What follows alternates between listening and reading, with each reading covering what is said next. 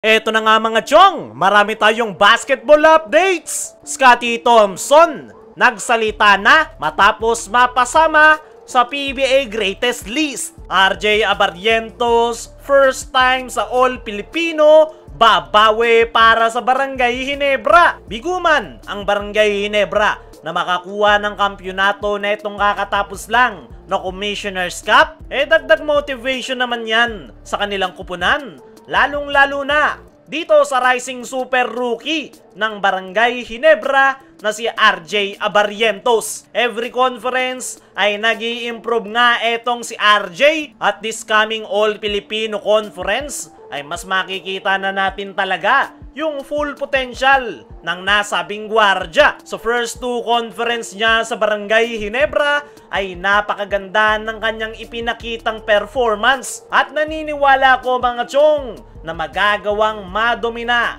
ni RJ Abarrientos ang guard position at mas lalo pang gaganda yung kanyang performance. Ay nga sa naging huling interview dito kay RJ Abarrientos ay biguman sila na makuha ang kampyonato ay dagdag gutom nga raw yan sa kanilang kupunan this upcoming Philippine Cup. Maraming araw silang experience na nakuha sa dalawa nilang finals appearance kaya umaasa etong si RJ na this upcoming All-Filipino Conference ay makukuha na nila ang kampyonato. Para sa akin mga chong, ay isa itong si RJ Abarrientos sa mga expected na magsha-shine sa Barangay Ginebra. Hindi nga matatawaran yung kanyang opensa, lalong-lalo na kapag nag-focus ito pagdating sa scoring. May mga mali ring nagagawa ang nasabing gwardya noong first conference niya sa Ginebra ay yung kanyang depensa. Yan nga yung kanyang in-improve at medyo nakapag-adjust na nga ito pagdating sa depensa na ito lang Commissioner's Cup at ngayong All-Filipino ay ang gusto ngang maayos ni RJ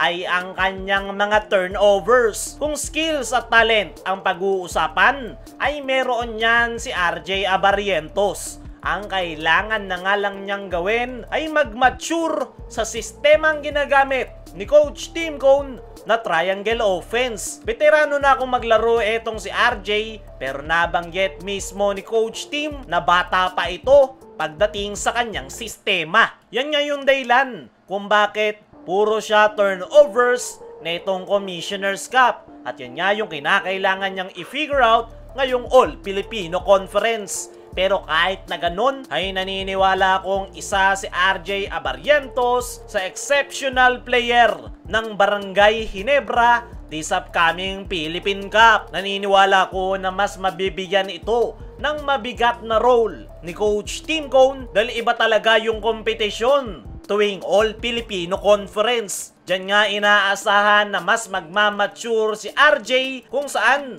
may papakita niya yung kanyang mga adjustment sa kanyang mga pagkakamali netong nakalipas na dalawang conference. At tingnan natin this upcoming All-Filipino kung may lalabas na ni RJ yung kanyang full potential. Dumako naman tayo dito sa kabilang balita. Scottie Thompson nagsalita na matapos mapasama sa PBA Greatest List. Eto ngang si Scottie Thompson mga chong, ang isa sa mga bagong addition sa PBA Greatest ng PBA. Nakakuha nga si Scottie ng MVP award noong 2021 season at yun nga yung dahilan kung bakit siya naipasok sa PBA Greatest List dahil automatic ngang pasok dyan yung mga players na nakakuha ng MVP award. Very humble at masaya etong si Scottie sa kanyang pagkakapasok sa listahan na yan. Pero para kay Scottie ay para sa kanya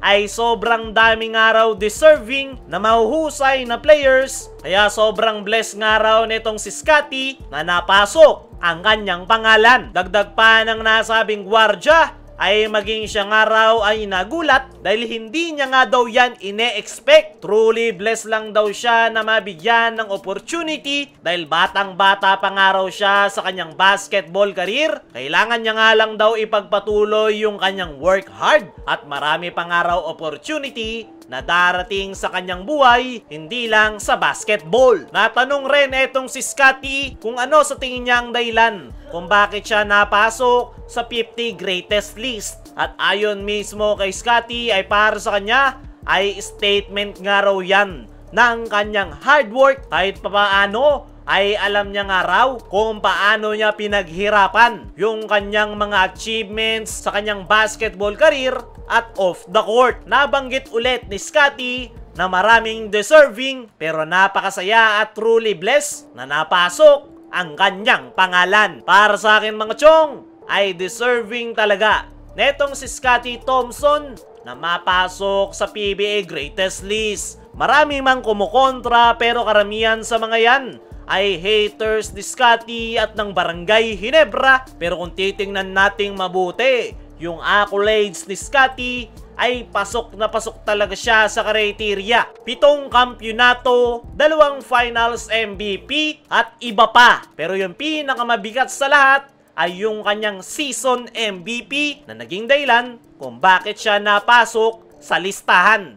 Hindi pa kasama dyan yung kanyang mga hustle, clutch game at impact hindi lang sa Ginebra kundi sa buong PBA. Kaya mga chong, ano ang masasabi nyo sa sinabi ni Scottie sa kanyang pagkakapasok sa PBA Greatest List? Ano rin yung masasabi nyo na handa na si RJ this upcoming All Filipino? I-comment mo lang dyan sa ibaba.